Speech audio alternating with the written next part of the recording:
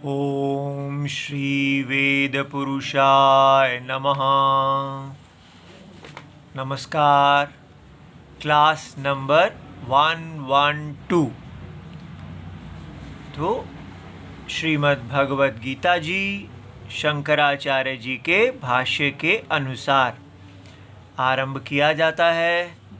ओम श्री सीता रामचंद्राभ्याम नमः। नमो गुरुभ्यः। अथ काल देवताः श्री संवत् 2081 वैशाख कृष्ण पक्षः। आज नया मास आरंभ हो गया है। वैशाख जी आ गए हैं। प्रतिपदा बुधवारः स्वाति नक्षत्रं कच्छप अवतारः उत्तरायणं वसंत ऋतुः। आज भगवान विष्णु ने कच्छप अवतार धारण किया था और जब सागर मंथन हुआ था तो मंदराचल पर्वत को उन्होंने धारण किया था। तो ये सागर मंथन में देवताओं ने और असुरों ने दोनों ने मिलके सागर को मथा था। ये जो सागर मंथन है यही हम कर रहे हैं। ये जो विद्या और से का हम तपस्या यहाँ कर रहे हैं, ये वही मंथन है जिसमें हम रिड़क रहे हैं, मथ रहे हैं और विचार का मंथन चल रहा है। और भगवान कच्छप रूप से हमें हमारे इस मंथन को धारण किए हुए हैं। उन्हीं की कृपा से हमारे इस मंथन में से रत्नों की प्राप्ति होगी और जो भी मल निकलेगा, जो विष निकलेगा, उसको शंकर जी धारण करेंगे और हम स्वस्थता को प्राप्त करेंगे। ठीक है, हम भगवान कच्छप जी को प्रणाम करते हैं। ओम तत्सत। श्री शंकराचार्याय नमः। सिंहावलोकनम रिविजन। तो ये देखिए हमारी ये भगवद गीता जी हैं। ये गीता प्रेस गोरखपुर की और ये भगवद गीता जी नंबर 10 है। ठीक है, और उसमें दूसरे अध्याय का ये 16वां श्लोक चल रहा है और आज हम इस भाष्य को फिर से देखेंगे। बहुत धीरे धीरे देखेंगे क्योंकि ये बहुत ही गहरा भाष्य है। ठीक है, तो भगवान की कृपा हमारे साथ है, राम जी हमारे साथ हैं। तो हम कहाँ पहुँच गए हैं? हम पहुँच गए हैं कि हमको देह और देही, देही आत्मा और देह, इसके विवेक का ज्ञान हो गया है और हम देही हैं वास्तव में और देह को धारण करते हैं, इतना हमें पता चल गया है। अब ये जो श्लोक है ये कहना चाहते हैं कि देही सत है और देह असत बुद्धि विषय है। सत बुद्धि विषय, सत बुद्धि का विषय, असत बुद्धि का विषय। देही जिसकी देह है, आत्मा, देह की आत्मा, देह में जो व्याप्त है। आत्मा शब्द का अर्थ है आपनोति इति आत्मा, जो व्याप्त है, जो कारणम है। ठीक है, जिसने देह को धारण किया हुआ है, जो चेतन है, जिसने अचेतन देह को धारण किया हुआ है। तो देह और देही ये जो दो हैं, इनमें से सत, ये दोनों समान अधिकरणम है। एक ही अनुभव देही भी है और देह भी है। एक ही अनुभव को हम कहते हैं ये देही का अनुभव है और उसी को हम कह रहे हैं ये देह का अनुभव है। और ये हम देख रहे हैं कि ये दोनों अत्यंत विरुद्ध स्वभाव हैं। देही नित्य है और देह अनित्य है। तो इसलिए अब ये दिखाया जाएगा कि ये जो यहाँ पर हमने असत की परिभाषा देखी कि विचार करने पर जिसकी सत्ता नहीं ठहरती, वो असत बुद्धि विषय होता है। असत बुद्धि क्या विषय होता है का, और जिसका विचार करने पर सत्ता सदा है वो सद्बुद्धि विषय होता है। तो हम विचार करके देखेंगे कि देही की सत्ता सदा है और देह की सत्ता कभी भी नहीं है। ठीक है, देह केवल अविचार अज्ञान में ही सत्ता संपन्न लगती है, किंतु सत्ता देही की है। देह केवल नाम रूप है। इस प्रकार ये हम देखेंगे। इसको दिखाने के लिए भगवान यहाँ कह रहे हैं कि जो पीछे चल रहा है, पीछे क्या चल रहा है, हमेशा कनेक्शन देखना चाहिए कि पीछे ये चला है कि हमारी इंद्रियां, ठीक है, मात्रा स्पर्शास्तु कौन्तेय, मात्रा इंद्रियां और उनके स्पर्श सुख और दुख को देने वाले हैं, और देही उन सुख और दुखों को अनुभव करते हैं। वो सुख और दुख देही के हैं, किंतु यहाँ दिखाया जा रहा है कि वो शीत उष्ण माने हमारी सेंसेस, पांचों ज्ञान इंद्रियों के जो हमको उनसे पता चलता है, उनके विषय। ठीक है, तो जो हम कानों से सुनते हैं, आँखों से देखते हैं इत्यादि, और जो देखने पर जो हमें सुख और दुख का अनुभव होता है, और उसकी जो कारण देह है, ये सारा कुछ मिला के भगवान कहते हैं विचार करने पर इसकी कोई अस्तित्व नहीं है। तो नहीं शीतोष्णादि सकारणम, ये शीत और उष्ण, सर्दी और गर्मी, सुख और दुख, और इनके कारण इनकी जो देह, मन, बुद्धि, देह, पूरी देह प्रमाणों से यदि हम विचार करते हैं तो ये वस्तु नहीं ठहरती, ये सद वस्तु नहीं ठहरती।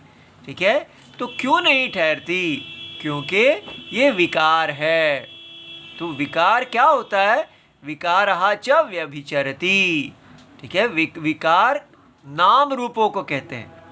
कारण जो नाम रूपों को धारण करते हैं, उन नाम रूपों को कारण का विकार कहा जाता है। ठीक है, और वो विकार जो हैं, वो जो नाम रूप हैं, वो तो व्यभिचार को प्राप्त होते हैं, अर्थात वो आते हैं, उत्पत्ति होती है और उनकी लय हो जाती है। नाम रूपों की उत्पत्ति और नाश, उत्पत्ति और लय हो जाता है, तो इसलिए उनको हम असत मानते हैं। क्यों? दिखाइए हमको कैसे। तो उदाहरण लिया जाता है कि घट यथा घट आदि संस्थानम। ठीक है, जैसे आप एक घट ले सकते हैं और इस तरह का कोई भी ले सकते हैं, कोई ऐसी चीज़ जो आपने बनाई है कारण में से, तो हम यहाँ घट लेते हैं। घट माने घड़ा। तो घड़े को आप चक्षु से देखते हैं, विचार करते हैं, तो चक्षुषा, चक्षु के द्वारा निरूप्यमाणम, विचार करने पर, मृद व्यतिरेकेण, तो मिट्टी के बिना उस घड़े की अनुपलब्धि है। ठीक है, असत, इसलिए वो घड़ा, उसकी कोई अपनी सत्ता नहीं है। इसीलिए हम एक जनरल नियम बनाते हैं, तथा सर्वो विकारः कारण व्यतिरेकेन अनुपलब्धे है असत। सारा का सारा विकार अपने कारण के बिना असत है, क्योंकि उसकी कोई उपलब्धि नहीं है। ठीक है, तो ये अच्छी तरह समझ लेना है। ये एक दृष्टांत दिया जा रहा है कि जैसे आपके पास घड़ा हो, तो आप अगर टेस्ट करना चाहते हैं इसमें किसकी सत्ता है और किसकी सत्ता नहीं, तो आप कह सकते हैं, देखिए, अगर हम विचार करते हैं तो घड़ा और मिट्टी को अलग कीजिए। जब आप घड़े और मिट्टी को अलग करेंगे तो आपके पास एक ही पदार्थ रहेगा। ठीक है, आप देखेंगे कि मिट्टी ही बचेगी, घड़ा नाम का कोई पदार्थ नहीं बचेगा। ठीक है, मिट्टी का ही नाम घड़ा है। ध्यान से सुनिए, जैसे तिल, काले तिल हो और सफ़ेद चावल हो, यदि उन दोनों को मिला दिया जाए, मिक्स कर दिया जाए, फिर जब हम उनका विवेक करेंगे, उनको अलग अलग करेंगे, तो एक ढेरी काले तिलों की बनेगी और दूसरी ढेरी सफेद चावल की बनेगी, क्योंकि ये दोनों की सत्ता है। ठीक है, तो तिलों की भी सत्ता है और चावलों की भी सत्ता है। तो जब अलग करेंगे तो दो ढेरियां बनेंगी, लेकिन जब हम एक मिट्टी का घड़ा लेते हैं और हम कहते हैं हम इसमें दोनों को अलग करेंगे, तो जब हम अलग करेंगे तो हमारे पास मिट्टी तो रह जाएगी, लेकिन घड़ा नाम की कोई वस्तु उसके साथ उसके समकक्ष नहीं खड़ी होगी। इससे हमको समझ में आया कि घड़ा की कोई स्वतंत्र सत्ता नहीं है, सत्ता तो केवल मिट्टी की है। ठीक है, तो इसलिए भगवान ने कहा कि यथा घटादि संस्थानम चक्षुषा निरूप्यमाणम मृद व्यतिरेकेण। आपके पास पुस्तक है, आप इसी प्रकार घर में भी पढ़ना और भगवान के ये शंकराचार्य जी के वाक्यों को याद ही कर लेना, दिमाग में यही रह जाए। मृद व्यतिरेकेण, मृत के बिना, मिट्टी के बिना, अनुपलब्धे है, इसकी कोई उपलब्धि नहीं होने के कारण असत, इसलिए ये असत है। इसलिए हम कहते हैं तथा सर्वो विकारः, इस संसार में जितना भी विकार है वो कारण व्यतिरेकेन, अपने कारण के बिना, उसकी नहीं उपलब्धि होने के कारण असत, सारा का सारा विकार अपने कारण के बिना उपलब्ध नहीं है। देखो, एक घड़ा और मिट्टी को लेके इस पूरे यूनिवर्स का जो भी कार्य और कारण भाव है उसमें कार्य की कोई सत्ता नहीं है, कारण की सत्ता है, ऐसा कहा। तो हम कहेंगे पर ये तो केवल उसी समय पर है जब घड़ा है, लेकिन घड़े होने से पहले वो एक मिट्टी का गोला था और बाद में भी वो एक मिट्टी का गोला है। इस समय आपने पका हुआ घड़ा नहीं सोचना, आपने देखना है गीला घड़ा बनाया जैसे बच्चे बनाते हैं और फिर दोबारा वो वापस उसका गोला बना देते हैं। तो जब पहले वो गोला था और बाद में भी गोला है और बीच में वो घड़ा बन गया है, तो बीच पहले की स्थिति, तो उसको कह रहे हैं जन्म प्रध्वंसाभ्याम प्राक ऊर्ध्वम, माने जन्म से पहले, घड़े के जन्म से पहले और प्रध्वंस पूरी तरह नाश से बाद में भी घड़े की कोई उपलब्धि नहीं है। जब हम उसी घड़े को तीनों अवस्थाओं में चेक करते हैं तो हमको मिट्टी ही दिखती है। ध्यान से देखिए, जैसे ये है, ये हमारे पास घड़ा है, तो वो घड़ा हम जब चेक करते हैं ये क्या है, तो हम कहते हैं ये कारण है और इस कारण ने कार्य को धारण किया हुआ है।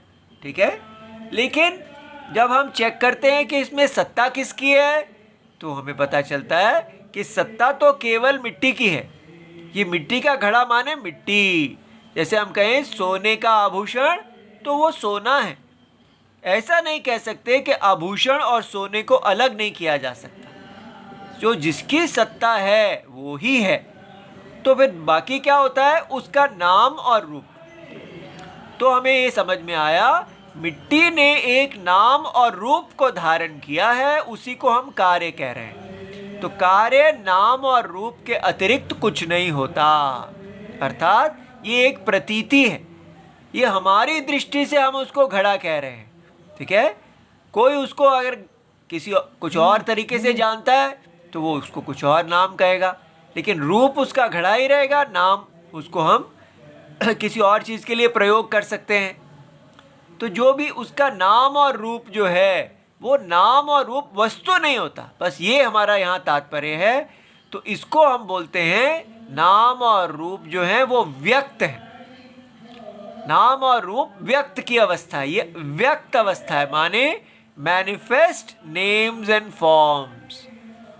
तो अगर ये व्यक्त अवस्था है तो फिर ये जब गोला बन गई है तब हम इसको क्या कहेंगे, यहाँ पर भी कारण और कार्य है, नहीं तो यहाँ तो केवल कारणम कहना चाहिए।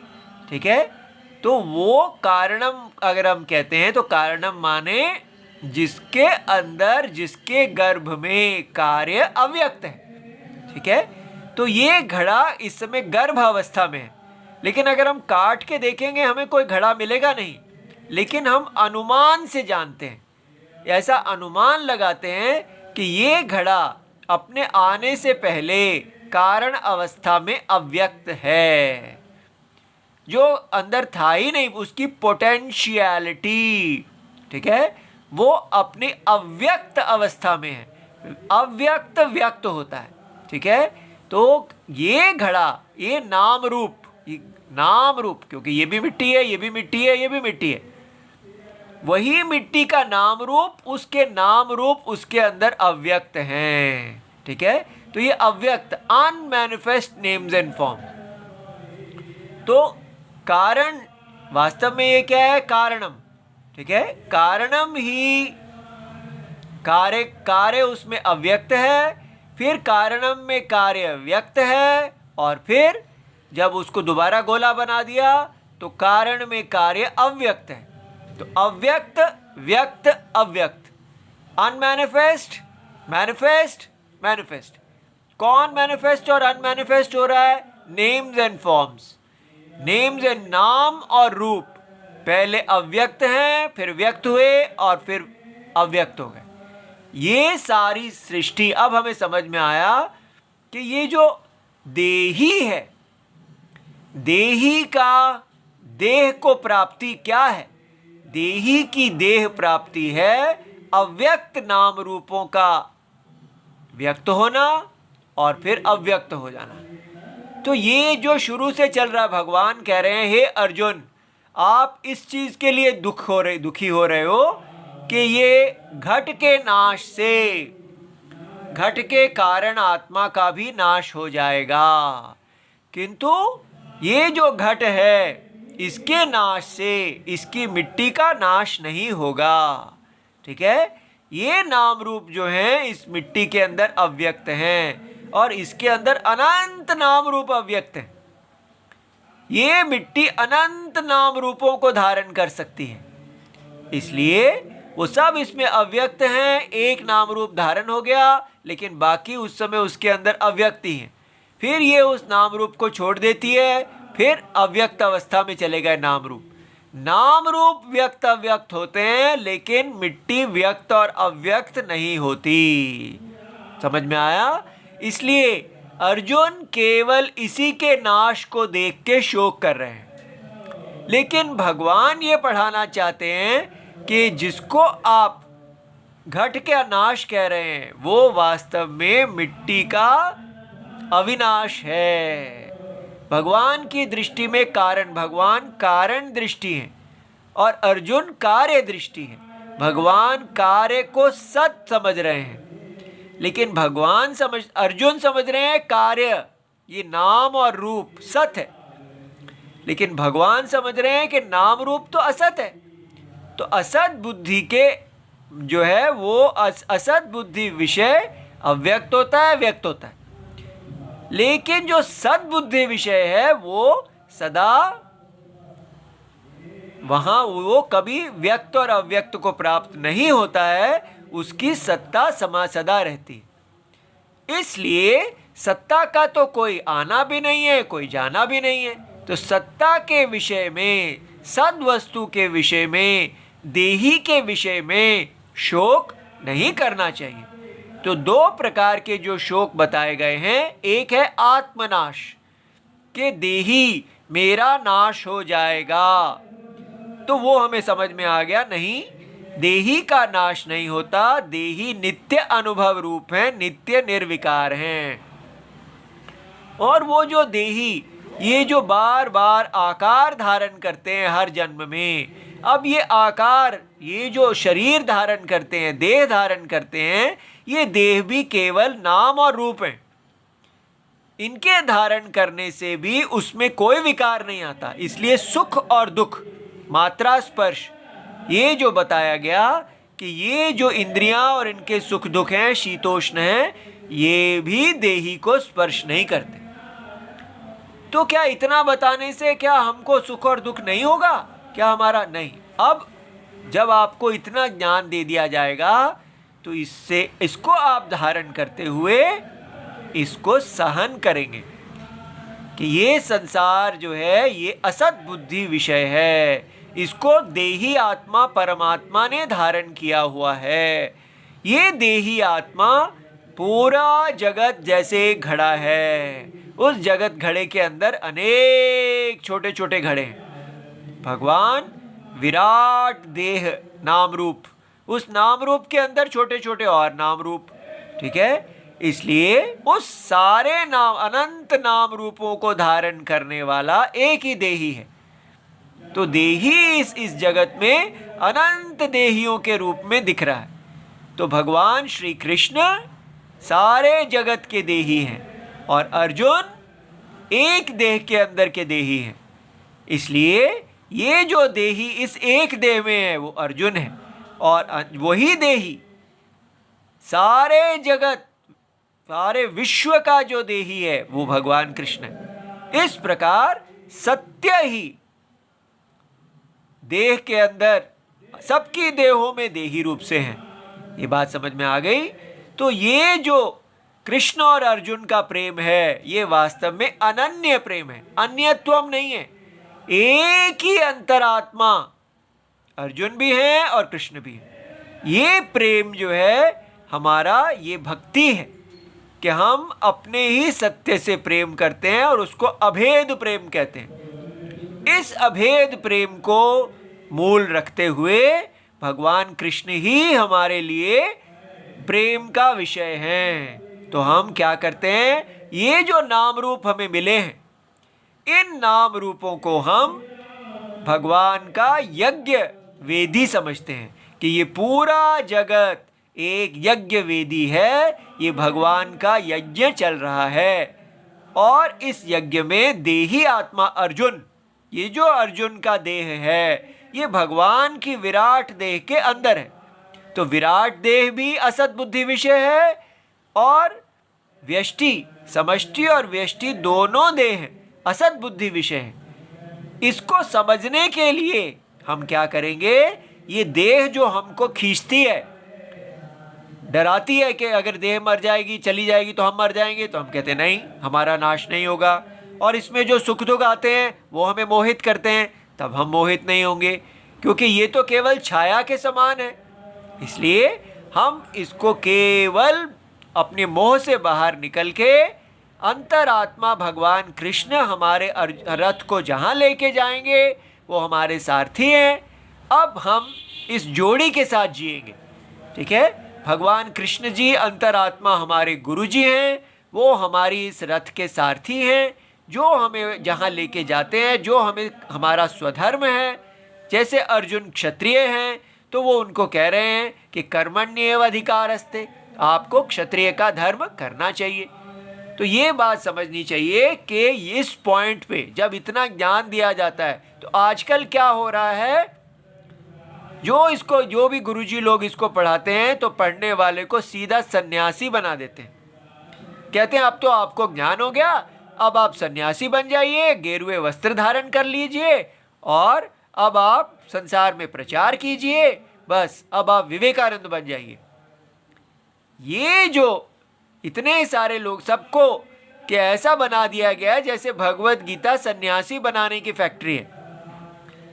ये इसलिए बनाया जाता है क्योंकि गुरुजी लोगों को अपने आश्रमों में अपने अधीन सन्यासियों की आवश्यकता है, एक सेना की आवश्यकता है कि वो दिखें कि मेरे पास इतने सन्यासी हैं जो मेरा प्रचार करें। ये वास्तव में अपना राग द्वेष है। सन्यासी का अर्थ है जब व्यक्ति कर्म योग, पहले इस ज्ञान से आपको अपना स्वधर्म करना है, आप अच्छे ब्रह्मचारी बनिए और वेद के अनुसार जिए, फिर आपका गृहस्थ आश्रम है, फिर आपका वानप्रस्थ आश्रम है, फिर सन्यास है। इसको बोलते हैं क्रम सन्यास। अधिकतर हम लोग इसी के लिए हैं। इससे हमारे गृहस्थ आश्रम को भी बड़ा आदर है।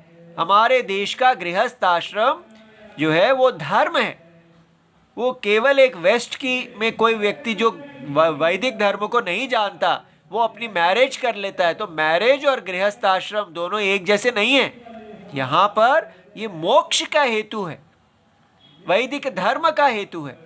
इसलिए ये पहले आप ब्रह्मचारी हो, ब्रह्मचारी का धर्म पालन करें, फिर गृहस्थ आश्रम में जाएं और उसको भी आप उस धर्म का पालन करें, फिर वहां से पकें, फिर वानप्रस्थ और फिर सन्यास। जो लोग विशेष शंकराचार्य जी जैसे दुर्लभ होते हैं, जिन लोगों को पहले ही पूर्व जन्म के संस्कारों से वैराग्य प्राप्त होता है और वो अपने आप को गृहस्थ आश्रम के योग्य नहीं समझते, और उन लोगों के लिए है कि आप अगर गृहस्थ आश्रम में नहीं जाना चाहते तो आप पकने के लिए नैष्ठिक ब्रह्मचर्य धारण कीजिए। अपने गुरु जी के पास रहते हुए ही आप पकिए, और पकते पकते जब आप पक जाएं तब आप सन्यास का वस्त्र धारण करें, और फिर वहाँ पर सन्यास में भी आप अपने प्राप्त ज्ञान को पकाएं। सन्यास जो है वो ऐसे प्रचारक बनने के लिए नहीं है। सन्यास आश्रम जो है वो ज्ञान निष्ठा है। तो सदा अपने ज्ञान में बने रहना और अपने मन को स्थिर करना। इसलिए ये सारे समाज को, जिसको भगवत गीता शास्त्र आदि पढ़ा दो उसको सन्यासी बना दो, ये बहुत ही गलत परंपरा हमें लगती है। हम स्वयं इसके अंदर से निकले हैं और हमें लगता है ये इससे व्यक्ति अपरिपक्व रहे। हमको तो राम जी की शरण प्राप्त हुई, उन्होंने हमें बचाया, नहीं तो ये सन्यास परंपरा जो है ये हमारे लिए ठीक नहीं है। हमको अपना जो सनातन वैदिक धर्म है कि हम वर्ण आश्रम धर्म, हमारा आश्रम, चारों आश्रम से धीरे धीरे पकना, और जो कोई विशेष है दुर्लभ व्यक्ति जो पूर्व जन्म के संस्कारों से पका हुआ आया है, वो उसके पास उसको उपलब्ध है कि आप क्रम से ना जाइए और पकिए। लेकिन वो भी पॉलिटिकल लीडर ना बन जाए अपनी महत्वाकांक्षा को पूरा करने के लिए, क्योंकि इतनी पूजा प्राप्त होती है सन्यासी को, और आप जब आप वस्त्र वो पहन लेते हैं आपको इतना महान अनुभव होता है कि मैंने बहुत कमाल कर दिया, मैं तो ये बन गया, मैं तो सन्यासी बन गया। लेकिन शास्त्र में ऐसे लोगों की तो परम निंदा है, क्योंकि जो अपने धर्म को छोड़ के भगौड़े, धर्म के भगौड़े बन के सन्यासी बन जाते हैं। आप देखेंगे, आपको वो उसका एक महाभारत में उसका पूरी वर्णन है कि कैसे 4 बालक थे जो अच्छे ब्राह्मण कुलों के थे और वो सब सन्यासी बन के घूम रहे थे। तो उनको भगवान इंद्र ने दर्शन दिए एक मोर के रूप में। तब उन्होंने कहा कि आप लोग जो हैं नहीं जानते कि जो लोग विघसाशी होते हैं, अर्थात यज्ञ से बचे हुए प्रसाद को खाने वाले होते हैं, वो महान होते हैं। तो उन लोगों ने सोचा शायद ये हमारी ही स्तुति कर रहे हैं। तब भगवान ने कहा कि आप लोग तो उच्छिष्ट खाने वाले हैं, आप लोगों को क्या पता कि यज्ञ से मिला हुआ प्रसाद क्या होता है। तब उन्होंने प्रणाम किया और कहा आप हमें विद्या दीजिए, हम आपके शिष्य हैं। तब भगवान ने उनको उपदेश किया कि इस प्रकार जो लोग सन्यासी बन जाते हैं वो धर्म से गिर जाते हैं। भारत में सबसे बड़ा ऊंचा धर्म यही है कि आप वर्ण आश्रम जो है अपना आश्रम धर्म का पालन कीजिए। आप गृहस्थ आश्रम को बहुत ही कठिन आश्रम है, पूरा गृहस्थ आश्रम तपस्या रूप है, वो कोई मजे का आश्रम नहीं है। स्त्री का ग्रहणम धर्म पत्नी है, पति और पत्नी मिलके धर्माचरणम करते हैं। अत्यंत तपस्वियों का आश्रम है गृहस्थ आश्रम। गृहस्थ आश्रम सबको पालता है, ब्रह्मचारी को भी, वानप्रस्थ को भी, सन्यासी को भी, अपने गृहस्थों को भी। ये हमारे इस समाज का मूल गृहस्थ आश्रम है। लेकिन ये एक नई परंपरा चल पड़ी है कि जैसे गृहस्थ आश्रम, ये तो सब तब निकला था जब ये वैदिक धर्म को छोड़ छोड़ के लोग मठों में जा रहे थे। ठीक है, बौद्ध परंपरा है कि वैदिक धर्म नहीं है इसलिए छोड़ दो, धम्मम शरणम गच्छामि। ठीक है, लेकिन वैदिक धर्म जो है वो गृहस्थ आश्रम पे टिका हुआ है। कोई भी गृहस्थ आश्रम की निंदा ना करे, बस हमारा गृहस्थ आश्रम वैसा ही होना चाहिए जैसे हमारे शास्त्रों में है।